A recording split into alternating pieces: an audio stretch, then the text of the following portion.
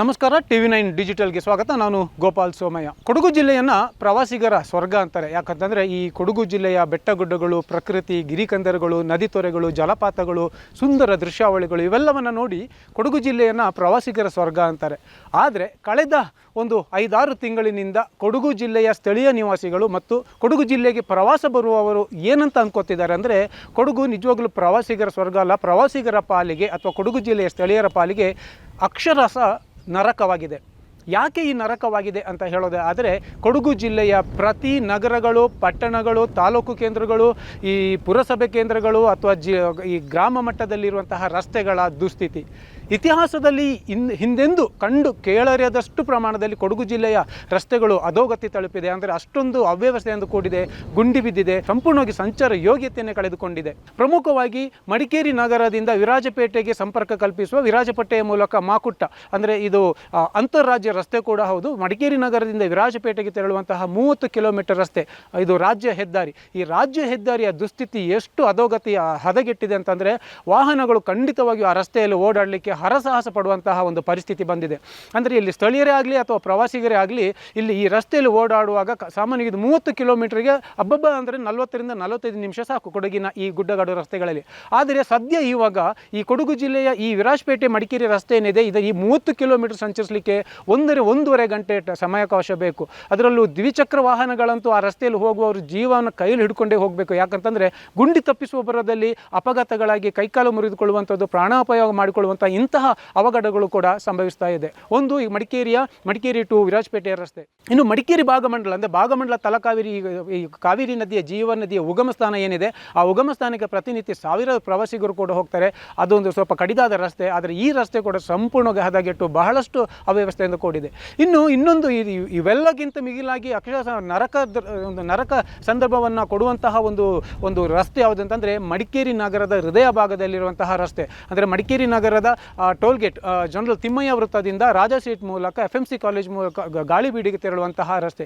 ಈ ರಸ್ತೆ ಅದೆಷ್ಟು ಹದಗೆಟ್ಟಿದೆ ಅಂತಂದರೆ, ಅಲ್ಲಿ ಶಾಲೆ ಕೂಡ ಇದೆ. ಆ ಶಾಲೆಗೆ ನಿತ್ಯ ನೂರಾರು ವಿದ್ಯಾರ್ಥಿಗಳು ಓಡಾಡ್ತಾರೆ. ಆ ಒಂದು ಬದಿಯಲ್ಲಿ ವಿದ್ಯಾರ್ಥಿಗಳು ಓಡಾಡ್ತಾ ಇರ್ತಾರೆ, ಮಧ್ಯದಲ್ಲಿ ರಸ್ತೆ ಇದೆ, ಇನ್ನೊಂದು ಕಡೆ ರಾಜಾ ಸೀಟ್ ಇದೆ, ಇನ್ನೊಂದು ಕಡೆ ಗಾಂಧಿ ಮೈದಾನ ಇದೆ. ಒಂಥರ ಕ್ರೌಡ್, ಅಂದರೆ ತುಂಬ ದಿನನಿತ್ಯ ಅತಿ ಹೆಚ್ಚು ಜನಸಂದಣಿಯಿಂದ ಕೂಡಿರುವಂತಹ ಆ ರಸ್ತೆ. ಈ ಮಡಿಕೇರಿ ನಗರದಿಂದ ಸೋಮವಾರಪೇಟೆಗೆ ಸಂಪರ್ಕ ಕಲ್ಪಿಸುವ ಮತ್ತೊಂದು ಸಂಪಿಗೆ ಕಟ್ಟೆ ರಸ್ತೆ, ಅಂದರೆ ಮಾರ್ಕೆಟ್ ಮೂಲಕ ಸಂಪಿಗೆ ಕಟ್ಟೆ ಮತ್ತು ಮಕ್ಕಂದೂರು ಸೋಮವಾರಪೇಟೆಗೆ ತೆರಳುವಂಥ ರಸ್ತೆ. ಈ ಮಡಿಕೇರಿ ನಗರದಿಂದ ಸಂಪಿಗೆ ಕಟ್ಟೆವರೆಗಿನ ಆ 5 ಕಿಲೋಮೀಟರ್ ರಸ್ತೆ ಏನಿದೆ, ಅದು ಕೂಡ ಸಂಪೂರ್ಣವಾಗಿ ಈ ಸಂಚಾರ ಯೋಗ್ಯತೆಯನ್ನೇ ಕಳೆದುಕೊಂಡಿರುವಂಥದ್ದು. ಈ ಎಲ್ಲ ರಸ್ತೆಗಳ ಅಧೋಗತಿಯಿಂದಾಗಿ ಬಹಳಷ್ಟು ಅಪಘಾತಗಳಾಗ್ತಾ ಇರುವಂಥದ್ದು. ಮೊನ್ನೆ 2 ದಿನಗಳ ಹಿಂದಷ್ಟೇ ಕೊಡ್ಲಿಪೇಟೆ ಹತ್ತಿರ, ಅಂದರೆ ಸೋಮವಾರಪೇಟೆ ತಾಲೂಕಿನ ಕೊಡ್ಲಿಪೇಟೆ ಹತ್ತಿರ KSRTC ಬಸ್ಸಿಗೆ ಸ್ಕೂಟರ್ ಒಂದು ಅಪ್ಪಳಿಸಿ ಆ ಬಸ್ಸಿನ ಕೆಳಗೆ ಬಿದ್ದು ಒಂದು ಮಹಿಳೆ ದಾರುಣ ಸಾವನ್ನಪ್ತಾರೆ. ಅಲ್ಲಿಯ ಸ್ಥಳೀಯರು ಹೇಳೋ ಪ್ರಕಾರ ಆ ಸ್ಕೂಟ್ರನ್ನು ಏನು ಚಲಾಯಿಸ್ತಾ ಇದ್ರು ಒಂದು ವೃದ್ಧ ದಂಪತಿ, ಅವರು ಆ ಗುಂಡಿಯನ್ನು ತಪ್ಪಿಸಲಿಕ್ಕೆ ಹೋಗಿ ಬಸ್ಸಿನ ಕೆಳಗೆ ಬಿದ್ದರು ಅನ್ನೋ ಒಂದು ಮಾತನ್ನು ಕೂಡ ಹೇಳ್ತಾ ಇದ್ದಾರೆ. ಮತ್ತೊಂದು ಏನಂತಂದರೆ, ಈ ಪ್ರವಾಸ ಏನು ಬರ್ತಾರೆ ಮಡಿಕೇರಿ ನಗರಕ್ಕೆ, ಬಹಳಷ್ಟು ಪ್ರವಾಸಿಗರು ಮತ್ತು ಅದರಲ್ಲಿ ಇರುವಂಥ ಯೂಟ್ಯೂಬರ್ಗಳು, ವ್ಲಾಗರ್ಗಳು, ಇವರೆಲ್ಲರೂ ಕೂಡ ಈ ಕೊಡಗು ಜಿಲ್ಲೆಯ ರಸ್ತೆಯನ್ನು ಬಹಳ ಅಪಹಾಸ್ಯ ಮಾಡ್ತಿದ್ದಾರೆ. ಅದರ ಜೊತೆಗೆ ಕೊಡಗು ಜಿಲ್ಲೆಯನ್ನು ಕೂಡ, ಇಲ್ಲಿಯ ಜನರನ್ನು ಕೂಡ, ಇಲ್ಲಿಯ ಅಧಿಕಾರಿಗಳನ್ನು, ಇಲ್ಲಿಯ ಜನಪ್ರತಿನಿಧಿಗಳನ್ನು ಕೂಡ ಟ್ರೋಲ್ ಮಾಡ್ತಾ ಇದ್ದಾರೆ. ಮತ್ತು ಇದು ಯಾಕೆ ಈ ಥರ ಆಗ್ತಾ ಇದೆ ಅನ್ನೋದು ಎಲ್ಲರೂ ಕೇಳುವಂಥದ್ದು, ರಸ್ತೆ ಸರಿ ಮಾಡ್ಬೋದಲ್ಲ, ರಸ್ತೆಗೆ ಡಾಂಬರೀಕರಣ ಮಾಡ್ಬೋದಲ್ಲ ಅನ್ನುವಂಥದ್ದು. ಆದರೆ ರಸ್ತೆ ಡಾಂಬರೀಕರಣ ಮಾಡಲಿಕ್ಕೆ ಕಳೆದ 6 ತಿಂಗಳಿನಿಂದ, ಅಂದರೆ ಕೊಡಗು ಜಿಲ್ಲೆಯಲ್ಲಿ ಈ ವಿರಾಜಪೇಟೆ ಟು ಮಡಿಕೇರಿ ರಸ್ತೆಯನ್ನು ತೆಗೆದುಕೊಳ್ಳೋದಾದರೆ, ಮಡಿಕೇರಿ ಟು ವಿರಾಜಪೇಟೆ ರಸ್ತೆಗೆ ಈಗಾಗಲೇ 26 ಕೋಟಿ ಸ್ಯಾಂಕ್ಷನ್ ಆಗಿದೆ. ಅದು ಕಳೆದ ಮಾರ್ಚ್ ತಿಂಗಳಲ್ಲೇ ಸ್ಯಾಂಕ್ಷನ್ ಆಗಿದೆ ಅಂತೆ, ಅಂದರೆ ಸಂಪೂರ್ಣ ಡಾಂಬರೀಕರಣ ಮಾಡಲಿಕ್ಕೆ. ಆದರೆ ಆ ಸಮಯದಲ್ಲಿ ಇರಾನ್ ಮತ್ತು ಏನು ವಾರ ಆಗ್ತಾಯಿತ್ತು, ಇರಾನ್ ಮಧ್ಯಪ್ರಾಚ್ಯದಲ್ಲಿ ಯುದ್ಧ ಸಂಘರ್ಷ ವಾತಾವರಣ ಆಗ್ತಾಯಿತ್ತು. ಹಾಗಾಗಿ ಅಲ್ಲಿಂದ ಈ ಮೂಲ ವಸ್ತುಗಳು ಏನಿದೆ, ಈ ಡಾಂಬರು ಅಥವಾ ಈ ತಾರ್ ಏನಿದೆ, ಅದು